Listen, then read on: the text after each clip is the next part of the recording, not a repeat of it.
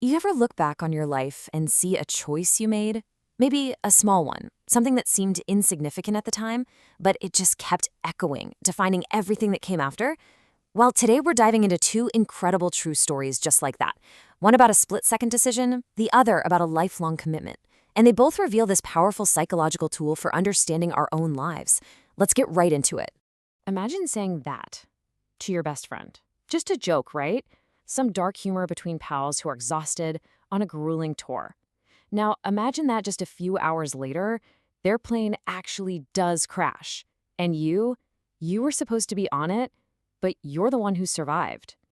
And really, the more important question is, how does a person live with the weight of those words? The answer to that question reveals this powerful concept we're going to unpack today. It's called the why pattern. Okay, so here's the core idea, and it's a big one. It's not really the events themselves that define who we are. It's the story we build around them. It's that why.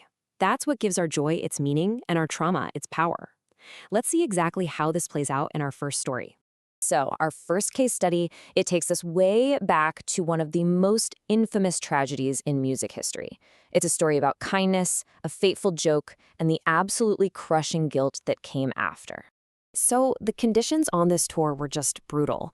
I mean, the tour bus heater was broken in the dead of an Iowa winter. So Buddy Holly, he charters this tiny little plane. His bass player, a very young Waylon Jennings, was supposed to be on it, but he gives up his seat to the big bopper who was sick with the flu. A simple act of kindness, right? Then came the joke. When Buddy Holly heard Waylon wasn't going to fly, he teased him. He said, "Well, I hope your old bus freezes up." And Waylon just shot right back with those now infamous words, "Well, I hope your old plane crashes." It was nothing, just a throwaway line. But after the crash, that line became a self-inflicted curse that lived in his head. For 2 decades, 20 years, Waylon Jennings was haunted. He didn't feel lucky, no way. He felt responsible. To the world, he was a survivor who would go on to become this huge country music legend. But for all those years, in his own mind, he was the man who wished his friend dead. And right here, this is the why pattern in action. The objective event, the fact, was an act of kindness, but the story Waylon told himself, that was about a curse. That internal narrative, that why, it completely overshadowed the reality of his selfless choice, and it trapped him in guilt for years and years. It took years of struggle and finally getting sober for Waylon to rewrite that story in his head. He learned to separate his action from the outcome. He finally came to understand that his kindness didn't cause the crash. It was just a terrible, tragic accident. He changed the why. And when he did that, he finally found some peace.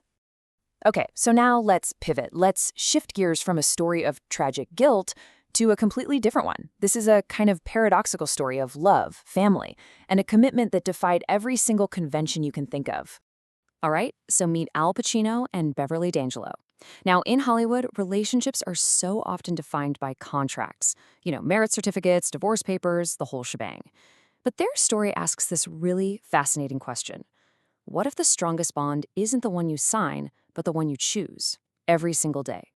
So get this. They were together for years. They even had twins together, but they never got married. The why for them was all about prioritizing a real human bond over a legal one. And when they officially split up back in 2003, it wasn't the end. Incredibly, it was actually the beginning of an even deeper partnership. Instead of becoming those bitter exes we always hear about, they made a conscious choice to build a totally new kind of family. They didn't just co-parent, they shared a life. They went to events together, celebrated holidays, and literally became each other's most trusted allies. They just chose to be a family, period. And this quote from Pacino just illustrates their entire philosophy perfectly. For him, commitment wasn't about a ceremony or some piece of paper. It was about the daily reality of just showing up for the people you love. The story they told themselves was one of an unwavering partnership, completely regardless of their romantic status. And Beverly D'Angelo feels the exact same way. I mean, think about that for a second. Even after the romance was over, the connection was so profound that soulmate was still the only word that fit. Their why was so powerful, it just transcended all the traditional labels.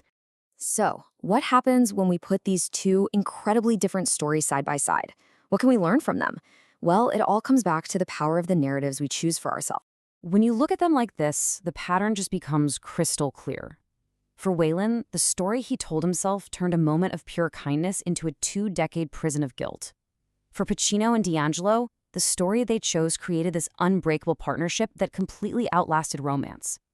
Both of their lives were shaped not by the event, but by how they interpreted it.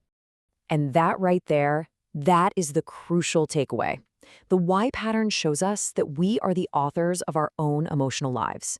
The meaning we give to our choices, our wins, our losses, that's what ultimately defines the story of who we are. So I'll just leave you with this question to think about. Look at the big, defining moments in your own life. What's the story you're telling yourself about why they happened? And maybe more importantly, is that story serving you? Thanks for tuning in.